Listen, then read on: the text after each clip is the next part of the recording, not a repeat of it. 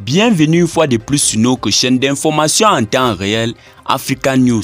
Nous vous remercions d'être de plus en plus nombreux à nous suivre. Si vous êtes nouveau, abonnez-vous aussi et activez la cloche de notification pour ne plus manquer nos prochaines publications. On commence.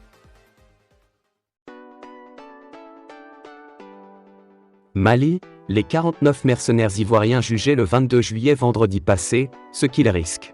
Les autorités maliennes mettront-elles en exécution leurs menaces? Bamako a décidé de juger les 49 soldats ivoiriens interpellés le 10 juillet pour mercenariat. Ces militaires seront face au juge le vendredi 22 juillet 2022. Les relations entre Bamako et Abidjan ne sont pas au beau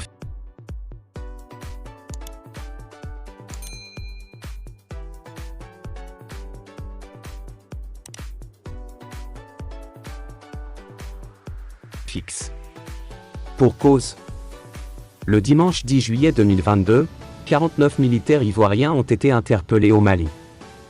Le lendemain, lundi 11 juillet, le gouvernement malien a annoncé qu'il considère ces soldats comme des mercenaires et a décidé de les mettre à disposition des autorités judiciaires compétentes.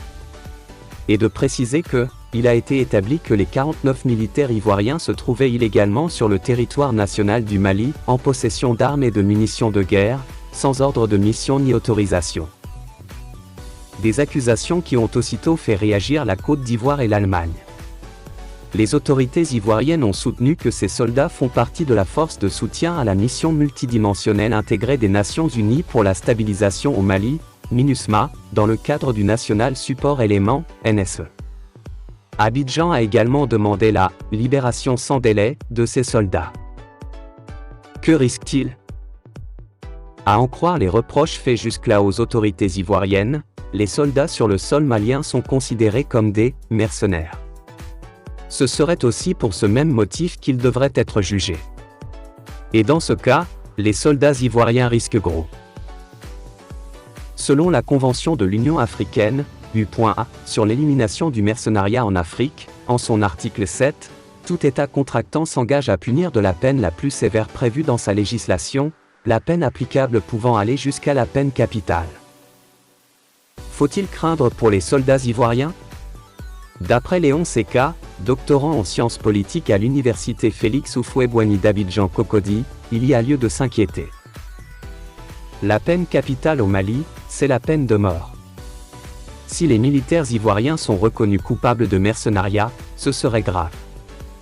Ils risquent de connaître le même sort que le Mauritanien Fawaz Ould Ahmed et son co-accusé, le Malien Sadou Chaka.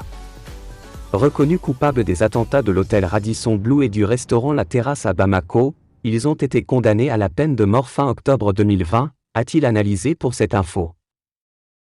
Pour l'universitaire ivoirien, seule une solution politique pourrait sauver les soldats ivoiriens.